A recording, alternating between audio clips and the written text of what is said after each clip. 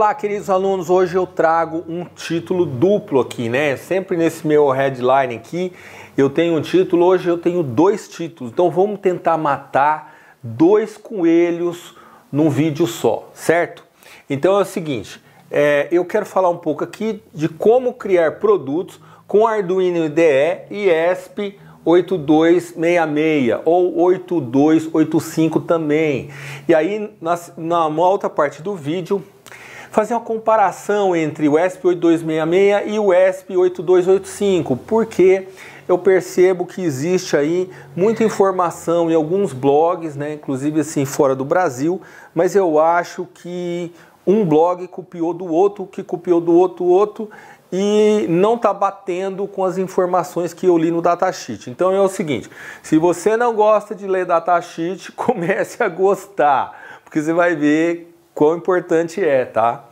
Bom, então é o seguinte, gente, nós temos aqui o 8266, aqui só o chip, tá? Não estou falando do módulo, só o chip. E temos o 8285, mas afinal, o que muda de um para o outro? Quanto que eu devo usar um, quanto que eu devo usar o outro, certo? Então, vamos lá, vamos avançando aqui. Gente, a intenção dessa aula é comparar os SOCs, né, que é System on Chip, do 8266 e 8285. Tá? E a Espressif, o marketing que ela usa em cima do 8285 é que ele é para wearables, né? Para se usar em roupa, para, sei lá, assim, vestíveis, né? Que seria a tradução, né? E demonstrar o circuito, né, de gravação baseado, quer dizer, eu não vou nem demonstrar assim, eu só vou mostrar o circuito ali, porque é tão simples, né? Eu vou passando aqui. E aí, recursos usados, né? Eu usei esse FTDI, usei esse outro carinha aqui também, né? Serial, os dois seriais. E aqui um módulo M3, né? Que é um 8285, certo? O 285 é um módulozinho que você encontra, até no Brasil aqui, você encontra para comprar esse cara baratinho, tá? Gente, aqui é o seguinte, seja membro, né? Então, vocês sabem, eu criei o clube de membros, né? Clube de membros. E aqui embaixo, ó, aqui embaixo você vai ter em algum lugar um escrito Seja Membro. Então, sendo membro, você vai receber vídeos exclusivos, tá? Que só você vai ver. E eu vou falar bastante, né? Eu tenho me preocupado muito, gente. Eu tenho me preocupado bastante com a questão do empreendedorismo, porque eu vejo, sim, que muitos jovens que saem da faculdade também tem uma certa dificuldade, às vezes, arrumar o primeiro emprego. Então, assim, de repente, é uma saída para ele empreender, né? É legal trabalhar também numa empresa, porque você também aprende numa empresa, você ganha experiência, mas dependendo da situação da pessoa, se ele é um cara que ele é muito fuçado e tal, ele é um cara que pode ter o seu próprio negócio. Então, falar de empreendedorismo é uma coisa muito legal e eu faço isso lá no clube de membros, tá? E eu quero agradecer eu já tenho membros que são VIP, eu já tenho membros que são Black, então assim, é bem legal porque eu tô gravando vídeo. Gente, até eu vou pedir uma paciência de vocês, porque eu já gravei vários vídeos e o YouTube Studio Beta, ele ainda está nessa versão beta e eu subi, mas eu não sei se as pessoas estão conseguindo ver. Então, se você é um membro, né, se você é um membro VIP, se você é um membro Black, põe aqui embaixo, põe para mim aqui, responde se você está conseguindo ver os vídeos que eu estou postando. Eu estou postando, mas eu não sei se ele está aparecendo para os membros, tá? Mas é coisa que hoje eu vou dar uma olhada nisso aí. Eu estou gravando mais vídeos, tá? Então é bem legal porque a gente está, por questão de que eu estou vendo que a automação está tirando muito emprego, então eu acho que a gente tem que fazer alguma coisa do nosso lado, né?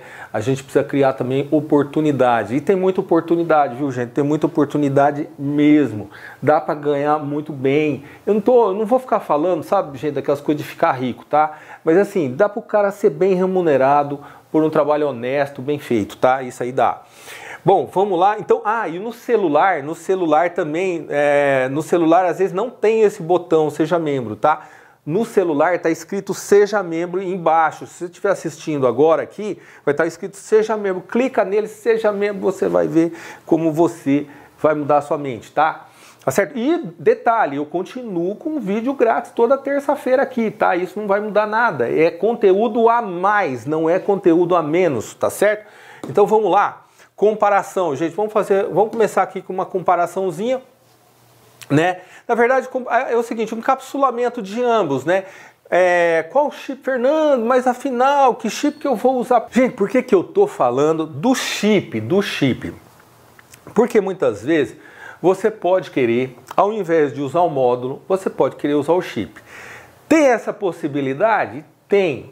Eu tô até pensando de fazer um microsensor, um microativador de lâmpada, para você enfiar dentro da lâmpada, fazer um negócio minúsculo, com um triac SMD, tá? Então, assim, e aí falar do chip é relevante, tá? Então, você vai montar meio que, entre aspas, quase que o seu módulo, né? Então, é o seguinte, o ESP8285, tá? O package size aqui dele, né? O invólucro dele é o QFN32. E a pinagem? A pinagem, gente, é a mesma, tá? De um e de outro. Eles são praticamente o mesmo chip, tá? Não quero falar assim, mas é quase o mesmo chip com algumas diferenças aí, tá? Gente, agora, o que é uma ideia, né? Porque daí vocês podem até... Eu quero que vocês deixem sugestões aí, mas uma das ideias que eu tenho é o seguinte, é fazer módulos, micromódulos alimentados por bateria. Por exemplo, eu pego aqui, eu pensei de usar o 8285. O motivo que eu pensei de usar ele é porque eu não preciso de uma flash. A flash está dentro dele, ele tem uma flash dentro dele, tá? Então pensei de usar o 8285. Aí, por exemplo, eu pego e coloco um sensor aqui, ó. Põe um sensor de repente umidade e temperatura aqui, né? E, por exemplo, lógico, aí aqui o cara vai ter que ter anteninha, né? Uma anteninha, um cabinho para bateria, o gerenciador de bateria. Eu faço essa placa aqui minúscula, a gente fala uma plaquinha minúscula. Dá para fazer isso, dá para fazer uma outra chapa, uma outra plaquinha, onde a gente põe o 8285, aí a gente cata aqui, a gente põe um triac aqui, né? A gente põe um acoplador ótico aqui e tal. E tem uma plaquinha minúscula que consegue acender e apagar uma lâmpada, né? Você pode enfiar ela em qualquer lugar, por isso minúscula, e tudo isso com o app Fernando K. Eu ponho o app Fernando K dentro dele, né? Então, assim, eu quero sugestão aí. Que placa minúscula que nós vamos fazer? Aí a gente manda fazer essa placa, certo? A gente manda fazer essa placa, uma quantidade, de repente, sei lá, sorteio para o canal. Fazer o que? Nem estou preocupado de vender, gente. Estou preocupado de gerar o exemplo, tá? E assim, isso aqui é uma ideia, isso aqui é um exemplo, é por isso que eu estou falando do chip. Por isso que eu estou falando do chip direto. Posso falar do módulo também. Dá para fazer com o módulo, Fernando? Dá para fazer. Vai ficar um pouquinho maiorzinho. Não muita coisa não, mas, né? E aí, logicamente, é uma questão de você, de repente, até ver uma oportunidade que você tem e você começar até a pensar de industrializar esse negócio. Quero lembrar aqui aquela questão que eu falei, a indústria de um homem só. Então você, numa ponta, projeta, a ponta da industrialização você terceiriza, e a ponta da venda você vende o seu produto, você faz o marketing do seu produto, você vende. Então você tem, vamos dizer assim, estou falando de maneira simplificada, né, grosso modo, mas a indústria de um homem só é isso aqui, você projeta, você industrializa e você vende, certo? E tem os passos para isso, tem os passos que precisa ser bem detalhado. Depois tem a parte da abertura da empresa. Será que eu vou abrir uma MEI? Será que eu vou abrir uma microempresa? Né? O quanto que pode faturar uma empresa dessa? Putz, eu preciso saber como é que eu vou emitir nota. Tem coisa, tem bastante coisa para pensar, tá? Mas tudo coisa que dá para resolver, certo? Vamos lá, gente, olhando o datasheet. Olha porque é importante. Aí, rapaz do céu, e eu não vi um erro no datasheet da Expressif, hein? É um erro bobinho, tá? Não vai matar ninguém esse erro. Mas, ó, ela colocou aqui um pino 33 GND, tá? E o GND do chip, ele tem uma parte metálica aqui, que inclusive ele usa para dissipar, que na verdade é o 33 GND, você tá entendendo? Porque esse cara aqui, ó, ele tem, ó, quer ver? Ele tem 8, ele tem 8 de cada lado, e aqui não pode ter 9.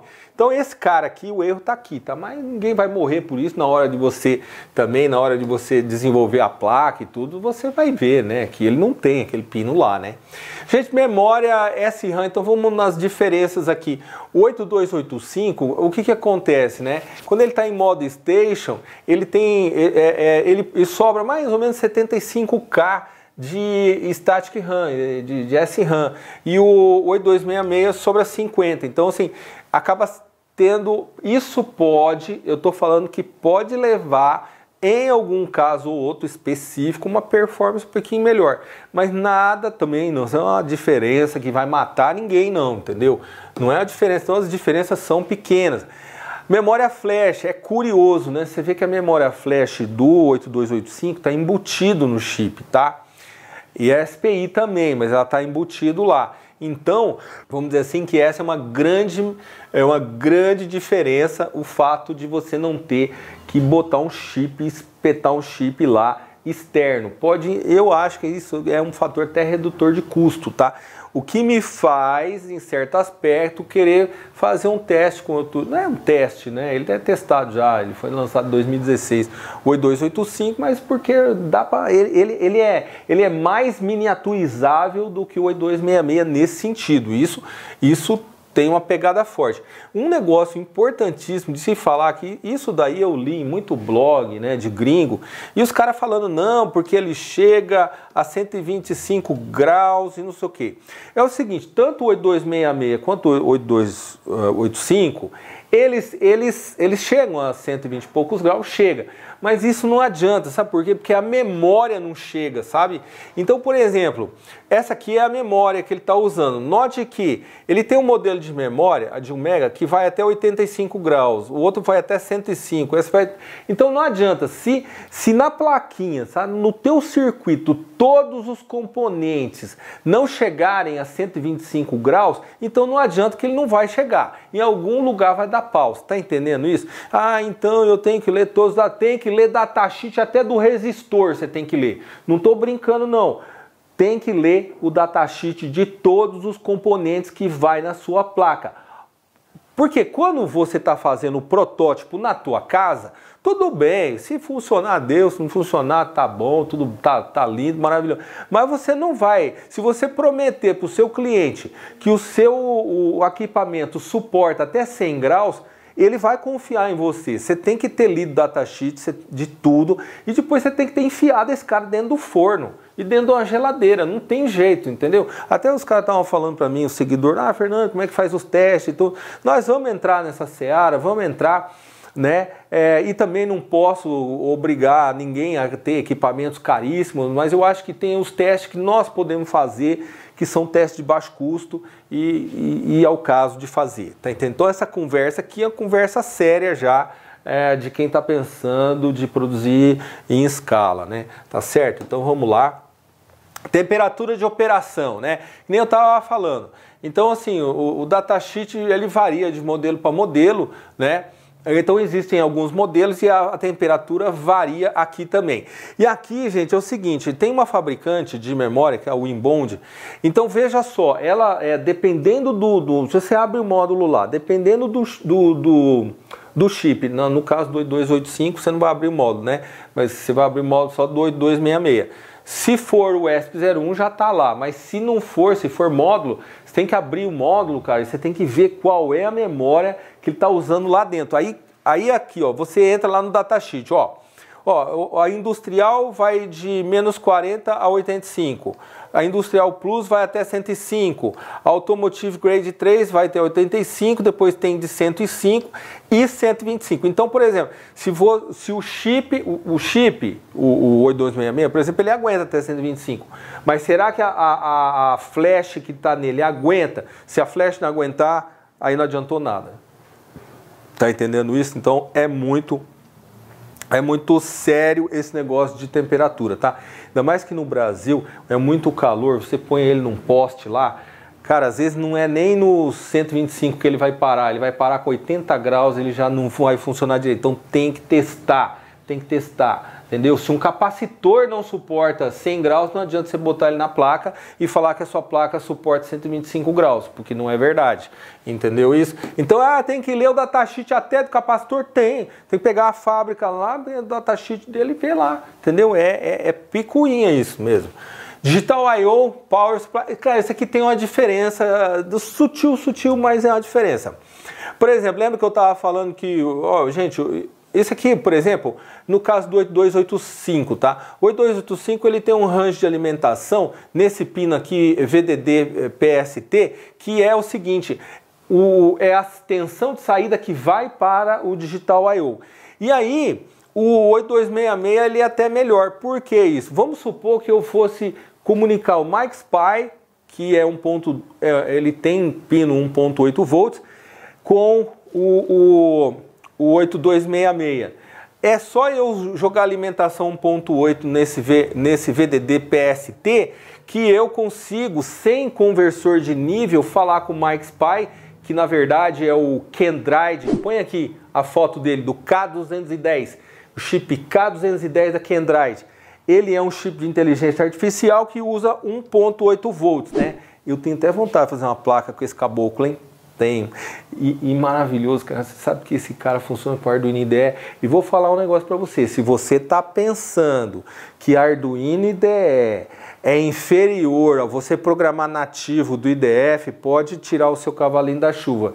Não é verdade. Você pode produzir, você pode criar um produto programado com Arduino IDE e sim, ele vai ser um produto profissional. Não depende aquela coisinha verde lá do Arduino IDE, aquilo é só uma casquinha. O que interessa é o que está por baixo, tá? E por baixo daquilo tem um GCC, por baixo daquilo tem a IDF. Então não adianta, não é, meu Arduino não é profissional. Esquece isso daí, tá? Esquece isso, é profissional e é muito mais a capacidade do programador do que da ferramenta, tá? Ainda que a ferramenta, o compilador não fosse bom, um bom programador, você contorna todos os problemas, cara. Contorna tudo. Ele escreve uma assembly do lado ali, ele resolve, ele cria uma função, pá, ele resolve. Então, não fica só pensando nisso, preocupado com ferramenta. Não é a ferramenta, é a capacidade de engenharia que você tem, né? E depois vou ter que gravar um mito sobre Arduino IDE, né? E um dos mitos é que ele não é profissional, né? Até acabar com esse mito aí, entendeu? Cuidados na inicialização, né? Então gente, isso aqui vale até uma aula assim bacaninha para falar sobre boot mode, né? Eu não lembro se eu já gravei, acho que até já gravei isso, mas não custa falar de novo, mais profundo. E aí ele tem uns pinos que eu não aconselho usar, porque o 8285 ele tem a flash interna, mas ele põe o pino para fora. Agora, não é bom usar. Por que não é bom usar, né, cara? Porque você vai compartilhar pino. A Realtek, né, os chineses que fabricam o ESP LoRa lá, eles falam assim no datasheet lá, olha, você tem que saber muito o que você está fazendo para você compartilhar esses pinos, entendeu? Então, conselho meu, não tenta compartilhar esse pino aqui, não tenta porque você precisa saber o que está acontecendo no microcódigo, sabe? Não é bom fazer isso. E precisa, né? Hoje tem expansor de portas, que é I/O. Se você também quiser muito I/O, você tem que sair desse chip, você tem que ir para outro, né? No caso do ESP8266, né? Aí no caso você tem que botar uma RAM externa. Tá certo que se você pôr uma RAM externa, uma flash externa, quer dizer, se você pôr uma flash externa, você pode ter até 16 megabits, né? Então tem esse aspecto aqui, tá entendendo? E aqui, a mesma coisa, né? Os mesmos pinos para o boot mode. E lógico, né? Esse TXD aqui, o 0, na hora que ele está ligando, né? Você tem que tomar cuidado. Ele não pode estar em modo... Aí ele fala aqui, ó, não deve estar, né? Pula externamente com um nível lógico baixo. Então, geralmente, você tira o fiozinho terra dele lá, né? Para você gravar, né? Também. Então aqui, ó, consumo de potência de RF. Rapaz, isso daqui, a diferença não é uma, ó, tá vendo umas diferenças aqui, botei em amarelo. eu nem vou ficar falando muito disso. Pra mim, eu tenho por mim assim que a diferença é meio desprezível, tá? Tá certo? Aqui apareceu um pouco mais de potência, mas assim, esse foi um teste feito na Expressif. Você, se fizer um teste em campo, você pode coletar coisa muito diferente disso daqui. Aliás, aconselho, né? Até um negócio interessante eu fazer um teste de campo e realmente verificar essa diferença aqui, né? Já que eu tenho os dois chips aqui, né? Diferença característica dos rádios também, sabe? Eu acho assim, nada relevante para falar, né? Aqui, você pode olhar a tabela. Gente, aqui com a comparação que eu achei interessante pôr, sabe? Por exemplo, o 8285, você veja só, ele sozinho aqui, né? Agora, o 8266, ele precisa da flash externa, aonde que o nível de miniaturização do 8285 é maior. E, gente, é uma confusão nos blogs, sabe? Eu peguei tanto blog falando coisas assim que eu não vi. Olha, não quero dizer que os caras estão errados, tá? Mas assim, poxa, o que está escrito no blog aí não bate com a informação do datasheet. Estão entendendo como é que você tem que ler? Onde é que você vai? Onde que é o lugar mais que você vai confiar? É o datasheet, cara. Sinto muito, mas essa é a verdade, entendeu? Às vezes o blog, o cara lá...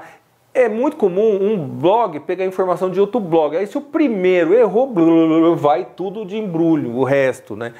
Entendeu? Então os caras ficam falando que, por exemplo, esse sujeito chega a 125 graus e aí você fica com a impressão que o módulo inteiro chega a 125 graus. Não, se esse cristal aqui não chegar a 125 graus, acabou, não vai funcionar. Se um capacitor aqui não chega também. Então não dá, você vai ter que enfiar ele no forno, não tem jeito. Bom, aí tem essa característica aqui, né?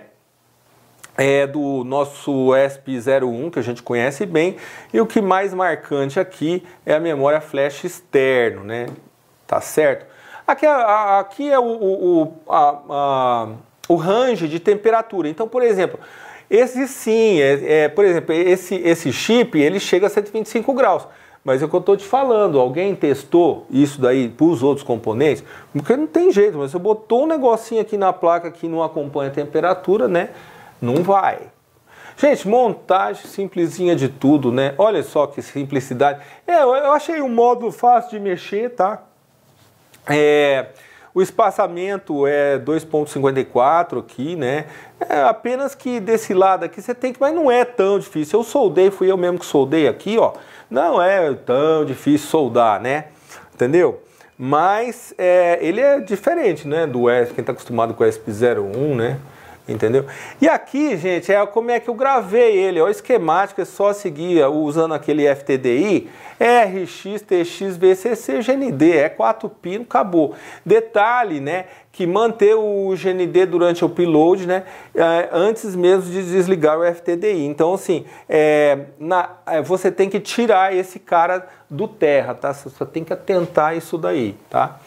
A atenção para mudar o nível do adaptador. Isso é importante também. Eu falei, cara, vou esquecer de falar isso, então eu vou botar aqui. Essa plaquinha vermelha aqui, eu gosto dela porque ela me dá a opção de jogar alimentação de 5, porque ela tem um 3V3 aqui, né? Então, ou eu escolho 5 ou 3V3. No caso, esse fulano precisa do 3V3, tá?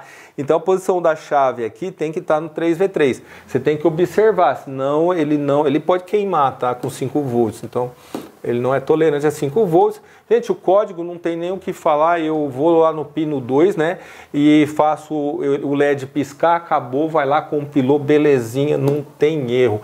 Gente, olha só, era isso que eu queria falar hoje. E lembrando aí, se você está vendo aqui aquele botãozinho do clube de membros, clica lá e comece a pensar em montar um produto, montar o seu negócio, né? Sabe? Eu acho que a tecnologia, nós estamos num momento muito bom da tecnologia.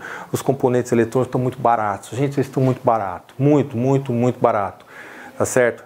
E até o próximo vídeo.